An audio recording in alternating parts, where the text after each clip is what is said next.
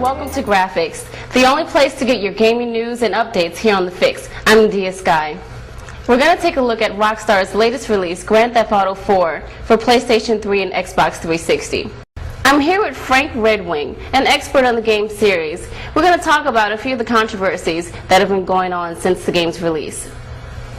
Would you say the improvements on Grand Theft Auto 4 have improved as far as the violence? Is it less or more violence? I believe that there's more violence in Grand Theft Auto 4 than there has in previous, but they have downgraded in certain areas, such as headshots. The head doesn't blow off anymore, and blood doesn't spew everywhere. But graphical technology, with their rage system that they have now, actually improve the violence through the game through graphics. Okay, so do you think something as the blood spewing everywhere from blowing someone's head off, is that going to be something that's going to be missed by gamers, or they've replaced it with something even more gut-wrenching? Well, I don't think the gamers will actually miss the exploding heads. It wasn't exactly realistic in the first place. Okay. But they haven't replaced it with anything. You actually just get shot in the head and there's no bullet hole or anything. You just kind of, the character just kind of falls over, and that's about the end of it. Do you think there's an overall overreaction from the game's new release and the violence that comes along with it?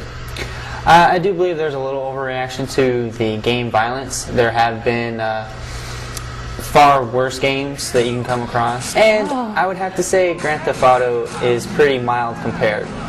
But as far as violence go, being able to shoot civilians, cops and such, yeah, it's still pretty high. But at the same time, okay, with the overreaction to the violence, do you think there's an overreaction to the degradation of women in the game? Well, as far as it goes, like it's stated before, it comes down to the player. They do degrade women, but they also degrade everyone in the series. Okay. The male roles, female roles. They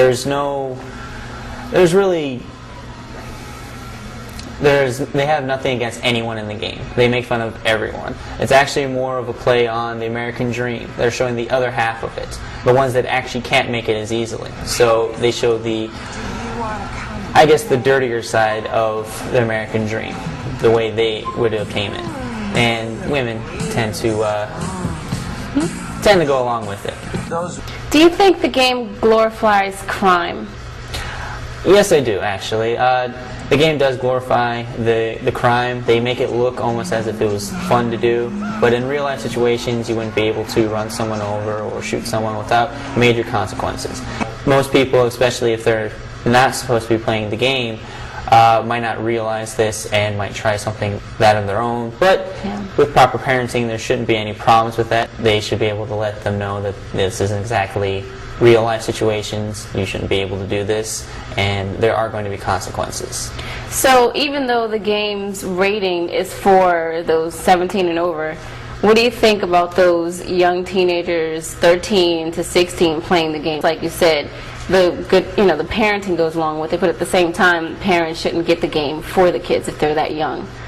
Well, they shouldn't, but it also comes down to what the parents believe would be correct. They want to raise their child. You cannot tell them how to do it. Right. I personally, the first time I was introduced to the series was when I was 13.